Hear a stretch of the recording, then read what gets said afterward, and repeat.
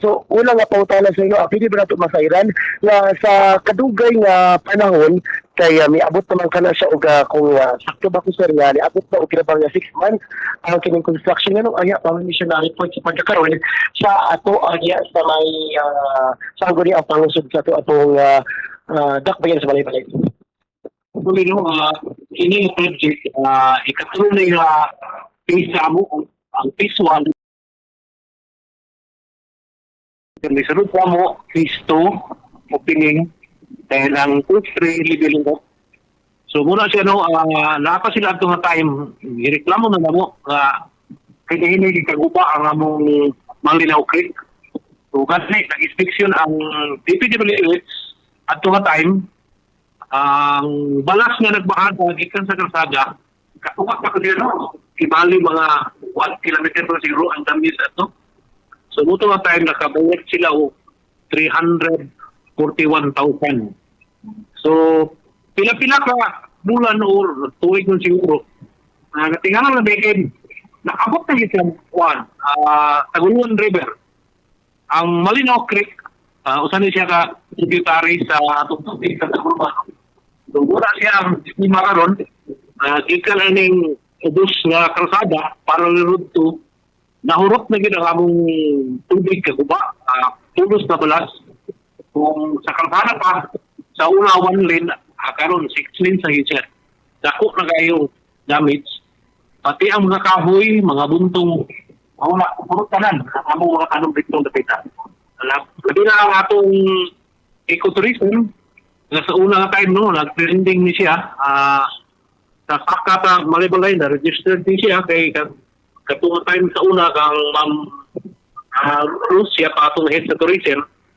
Out of 26 barangay, mo kini ang pinakagwapa, gwapo kay nga pools no, murag mga infinity pools. Lima ni siya ka pools ka hulog no. Gani murag napay siya pusi. Makita ko ninyo sa page na to sa Malinaw Eco Park. So, pwede ba na ito masairan sila before sa kinabang mga pautana ni Bombo Castina Gabunada, pwede ba na ito mabatiyag na sa kahit sa kanila kung unsa ni sila na kinabang mga construction company ang nagpaigayon karon o construction yan natin sir? Ang contractor ani ho ang MM Montes Claros. Ang katong tayo ng pagsunod nila ni ito ano ito siya. Nalay lang kahit sa mua katulog ini siya mabalhin. Kaya ang termino ani diretta nga side sa amo gyud tabor sa Kalasungay. Dito na ang source sa atong pangkat creek mayagan. So nagkuang gid ang mga tao no nga dili agi dito nga side. So dili gyud agi sa mua. So muna siya ang nitabo nga damage karon. Ato rin ang ilang mga stockpile mo na ibutang na nila sa kilid. So, nahitabo ito dayon, kusog pangulan, nag-inay-inay siya o maaga dito sa ubos. So, muna karon ang takong kanaot sa atong Malinaw Creek. Sulit, dugang sa ato pong mga pangutanan sa inyo kay adunay mga pipilat ka mga putala ang atong kaubanan sa pagkakaroon na si Bombo Castina Gabunada. Sige, Bumbong Michael na ay monitor si Sir Madungog ra ko ni Sir. Okay na, ma'am. Okay, sige. Dato maayong hapon diya kanimo Bumbong Christina diri sa Pikas. Ya daw di ta maglangan pa kay murag buon ni siya karon. Ang usap po sa nagunang hisgutanan gani last sa Tuesday pod.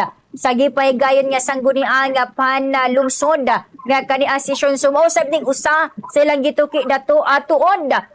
Kanus ani katong giingon nimo kaganina nga nagpahigayon og inspeksyon ang kaniang DPWH ug nakabayad sila aton 341,000 na tabunan na ba ang kaniang creek dato during the time? Wala pa to siya matabunin ang creek. Kibali murag 1 kilometer pa ang damage ato. Ngayon ang amo kong di man ato lugar kaning landslide nga grabe kadako. Dako pa sa dalan ang damage.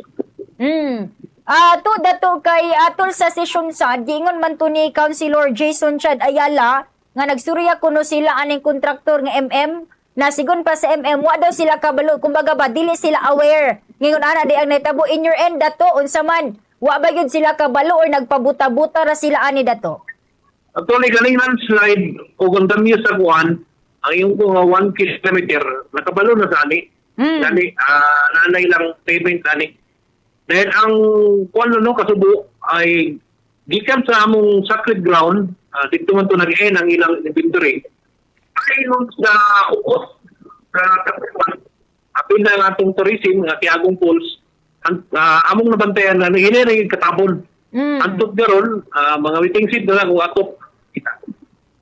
Okay, so ang kaning falls dato pila ni siya ka fit kani adto tuod. Kay karon murag kalsada naman gyud siya. Sa una, katong sa ibabaw, naay mo rin mga 10 to 12 feet kada Oh.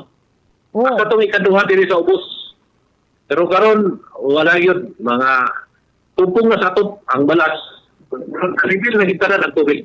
Oh, so kuha na ni siya dato taod-taod na tuod ni nga kani abang naitabo kay sa gingong sa session sad 6 months ago kuno tapos ay bag-uhay pa lang na report ngadto na sa ilaa so kumbaga mga kuatong banaon mga December 2025 nagsugod dato ingon ana ba nga mga panahon. Hindi ko masiguro, no? Basta kay katong sige ko lang atong last year ang kasi inini pakada. So hantod karon amo nang bantayan nga nahurot na ginamong Malinaw Creek.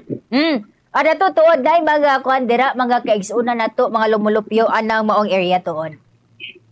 Naay among plan diha nga panarbaho ang Saryo Libertad Clan. Okay. Dato unsa man uyon ka sige ingon karon sa MM sigon pa sa gibutyag ni Councilor Ayala nga ibalik ko ron nila ni i-restore nila kumbaga ayuhon nila ang maong falls kanang Creek des Malinaw paghuman sa ila ang construction dato sa man kamo des Barangay Kalasungan at the same time para sa imo isip IPMR musugot ba ka dato ngayon ana ang kaning mahitabo aya na ayuhon aya i-restore paghuman silang proyekto. Ang among dimanggido kung mahimo mabalik nila ma-restore. Kay kani nga tubig magudo amoy kapangwaan namo sa among mga pangilituyan. Sama sa Dr. Wisner, wala kang 500 kasili. Karon no, unsa pa may atong makuha puro ra balas. Dato asa na ni aging tubig ali tuod karon kay mao pud ang usa sa kanibang concern. Kay kanila agianan natambakan naman so unsa man ni nangita naglaing dalan ag kani ang tubig karon? Ang naitabo sa tubig, gamay siya, orag dibukad lang siya bala, natambunan sa balas. Muna hinungdan po, nga nangamatay ang atong mga buntong, nga perte na kadaghan, atin na atong mga kahoy na ipagtalo. Estimated dato pila ka taas unsa ka dako ang area nga naapektuhan karon? Ang Tiagong Malinaw Creek, Budagan, siguro siya 4 to 5 kilometers. Mayroon sa guluan. Pila again dato, pila again? 4 to 5 kilometers. Uy, taas-taas po di ay. Dako-dako day ang kani ang kuan. Kanito dato wala na ilain nga kuan. Kani abang kontraktor ani karon nga gatrabaho, wala ba apil ang Venray diha kay murag sila man duha ang kumbati-kumbati ang kani MM o ang kaning Venray. Galing parallel road to wagit ko na rin sa pun MM ni tanan. Okay. Kano sa tud gisugdan ang construction ani dato? Mas mga taon-taon na ang last na history sa amo may end atong 2024. So kaning bag-o karon kanus ang kuan ani ang kani abang completion date na abatay kuan ani dato information kano sa ilang completion date? Last December. Last December pero karon padayon ongoing pa karon dato ang kani abang construction sa bypass road. Ang nahitabo karon kay murag naipiktuhan sa kay sumala sa ilang report inato na ipadayon gawas dito sa atong basurahan sa kanayan. Pero ang problema kay atong budget sa Mindanao parte ani mga construction zero budget na kita. So karon dato unsay gusto ninyo nga mahitabo diha sa kani Malinaw Creek diha sa inyo sa Barangay Kalasungay para sa imo dato? Alang ka na ko, no? Wala na magiging choice.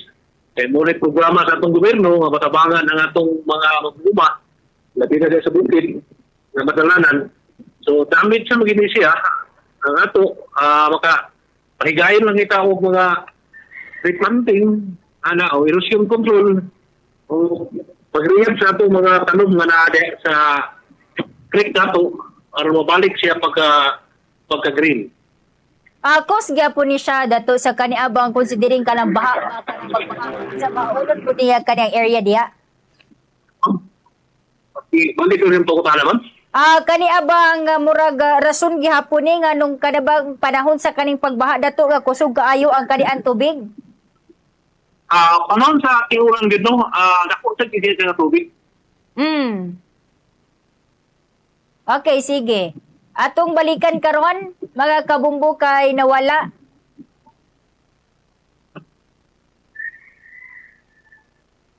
Yes, Dato, go ahead. Ano mo? Yes, Dato, go ahead. Yes, ma'am. Ang imo na no, kung mahimo, ma-restore siya, mabalik.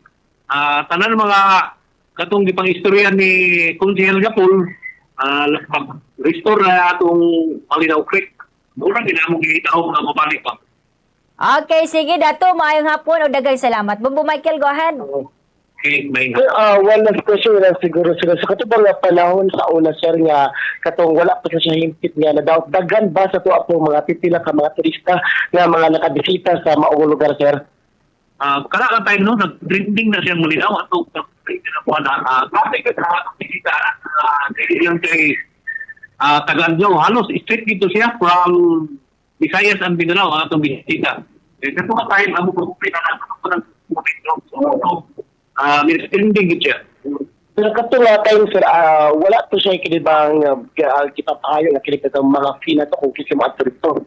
Katungod tayo itong pinigram na ito, ako na ito siya na-registered sa atong tourism.